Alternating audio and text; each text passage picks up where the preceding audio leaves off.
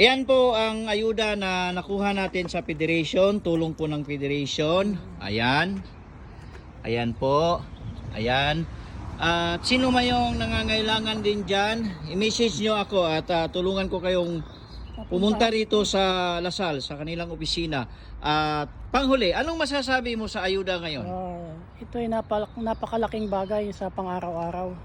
Pangailangan. Ano yung mga nakuha mo? May bigas ako dito. May 5 kilo yata. Tapos may chocolate, may tinapay, may gatas. Lahat nandito na pagkain, nandito na. So, Ikaw Tang, anong masasabi mo sa kunting ayuda ng Federation? Salamat sa Panginoon.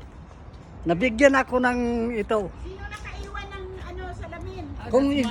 Kung mag-grocery ako ng ganyan, pasensya ka na sa matanda. pira yan. Okay. Salamat. Ayan. Thank you very much sa Federation. Thank you.